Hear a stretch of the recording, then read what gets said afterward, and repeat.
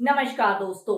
EVM का मुद्दा भी लोकसभा चुनाव की तरह पैरेलल चल रहा है। जी हां, जैसे जैसे लोकसभा चुनाव नजदीक आ रहे हैं वैसे वैसे ही ईवीएम वीवीपैट की पर्चियों की 100% गिनती को लेकर मामला और भी ज्यादा तेजी पकड़ रहा है, क्योंकि 3 अप्रैल को एक और याचिका डाली गई थी जिसमें स्पष्ट रूप से लोकसभा चुनाव से पहले, यानी कि जो 19 अप्रैल से पहली चरण के चुनाव है उससे पहले तारीख मांगी गई थी, जिसमें सुनवाई कराई जाए कि ईवीएम और वीवीपैट को लेकर जो मामला है, यानी कि वीवीपैट की जो आज केवल 2% गिनती होती है वो पूरी 100% हो। इसको लेकर जो है तारीख मांगी गई थी और आपको बता दें कि वो तारीख भी मिल गई। जो याचिका डाली गई थी उसका सही फायदा हुआ, क्योंकि अब पहले चरण के चुनाव से पहले ही आज यानी मंगलवार 9 अप्रैल को जो है इस मामले पर सुप्रीम कोर्ट सुनवाई करेगा। और इतना ही नहीं, सुप्रीम कोर्ट ने चुनाव आयोग से भी इस पर जवाब मांगा है कि आखिर 100% जो पर्चियां हैं उनकी गिनती क्यों नहीं हो सकती। दोस्तों, आपको बता दें कि अगर हम पहले जो अभी तक चला आ रहा है उसकी बात करें तो लगभग केवल रैंडमली 5 ईवीएम को उठाया जाता है, यानी कि अगर प्रतिशत में नापें तो 2% ईवीएम की गिनती, जो वीवीपैट की पर्चियां हैं उनकी गिनती की जाती है।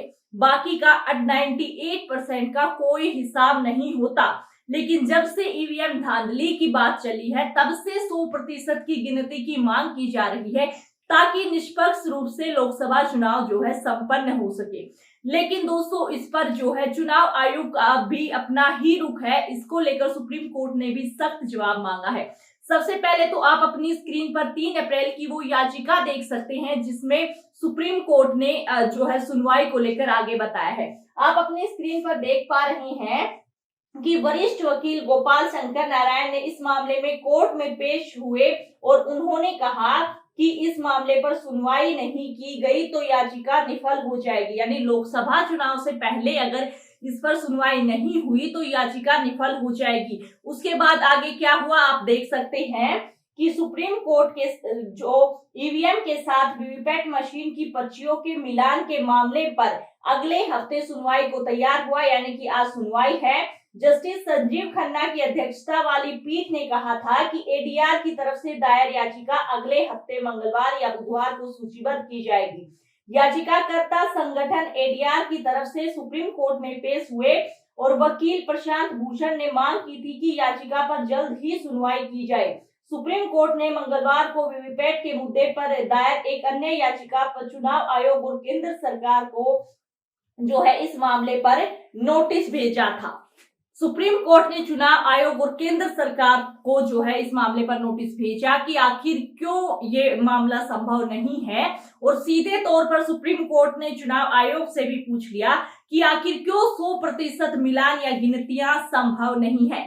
तो पहले भी इस प्रकार की याचिकाएं जो है चुनाव आयोग में डाली गई थी, एडीआर ने भी डाली थी, उस पर चुनाव आयोग ने जवाब भी दिया था। तो आप अपनी स्क्रीन पर वो जवाब देख सकते हैं जो सुप्रीम कोर्ट के पूछे जाने पर या एडीआर पर जो चुनाव आयोग 100% गिनतियों को लेकर जवाब दे रहा है, वो आप अपनी स्क्रीन पर देखिए एक बार। सुप्रीम कोर्ट में जो है एडीआर ने सुप्रीम कोर्ट में एक याचिका दाखिल कर वीवीपैट की पर्चियों को गिनने की मांग की। चुनाव आयोग ने जो 4 सितंबर पर इस पर जवाब दिया था। इलेक्शन कमीशन ने बताया था कि अगर वह वीवीपैट की 100% पर्चियों को गिनती करने लगे तो देश में मैनुअल मतदान के युग में जो है देश वापस चला जाएगा। यह एक तरह से बैलेट पेपर के माध्यम से मतदान कराने जैसा होगा।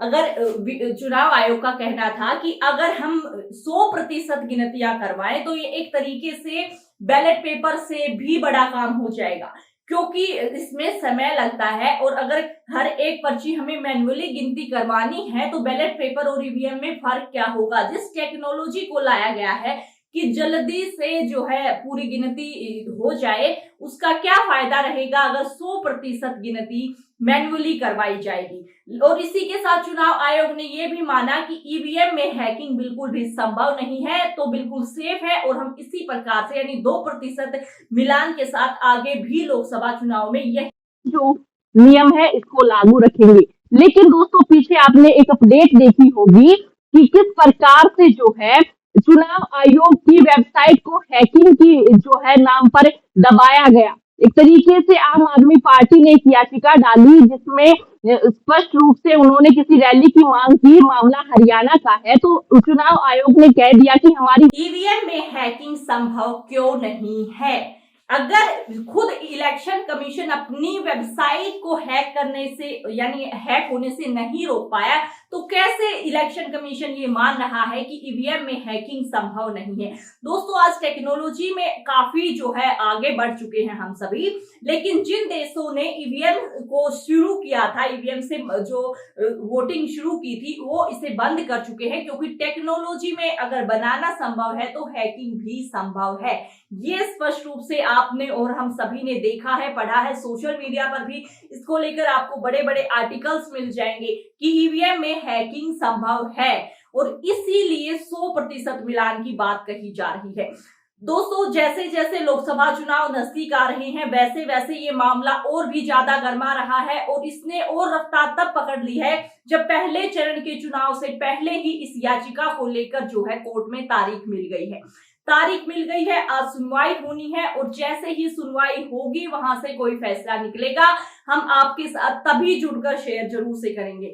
और दोस्तों, आप अपनी इस पूरे मामले पर राय भी हमें जो है बताते रहें कि आप इस मामले में क्या सोचते हैं, क्योंकि एक चीज आप ये देखिए, किसी भी गोदी मीडिया न्यूज चैनल को उठा लीजिए, हम यहाँ पर किसी का नाम मेंशन नहीं कर रहे हैं, लेकिन किसी भी गोदी मीडिया न्यूज चैनल पर आपको ये खबर नहीं मिलेगी कि ईवीएम वीवीपैट की पर्चियों को लेकर कहीं पर आंदोलन हो रहे हैं, तो कहीं पर उसका विरोध प्रदर्शन हो रहा है, या फिर कोर्ट में इसकी याचिकाएं डाली जा रही हैं, या फिर आज सुनवाई है।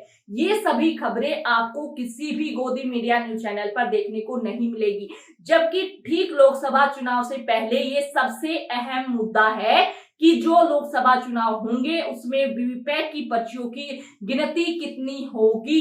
ये बहुत ही ज्यादा गंभीर मुद्दा है, और अभी इस पर बात की जानी काफी ज्यादा जरूरी है, क्योंकि आज ना तो विपक्ष ईवीएम पर विश्वास करता है, ना तो हमारी आम जनता जो है ईवीएम पर विश्वास करती है। उसके बावजूद लगातार जो है ये सत्ताधारी सरकार और हमारा इलेक्शन कमीशन ईवीएम से चुनाव करवाने पर ही अड़ा हुआ है। उसके बाद दोस्तों, मान भी लिया जाए कि ईवीएम से चुनाव करवा लिए जाए, लेकिन वीवीपैट की पर्चियों की गिनतियां करने में क्या दिक्कत है, जब देश में हर काम, चाहे वो कितना भी बड़ा काम हो, या तो उसके लिए कितने भी आदमी चाहिए, या कोई बड़ा प्रोजेक्ट हो, हर कार्य संपन्न करवाया जा सकता है। तो देश की सत्ता को लेकर इतना संगीन जो गंभीर मुद्दा है, उसको लेकर क्यों स्टाफ जो है अरेंज नहीं किया जा सकता, या मैन्युअली गिनतियां क्यों नहीं करवाई जा सकती।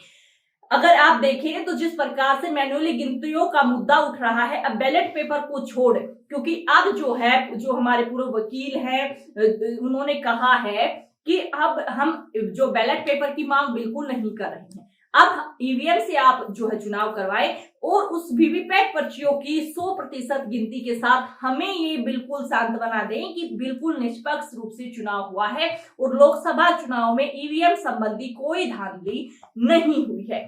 इसीलिए जो है आज इस मामले पर सुनवाई है, और सुप्रीम कोर्ट ने केंद्र सरकार और जो इलेक्शन कमीशन है उसको काफी लताड़ा है। तो आज देखते हैं कि सुप्रीम कोर्ट में इस पूरे मामले को लेकर क्या फैसला रहेगा।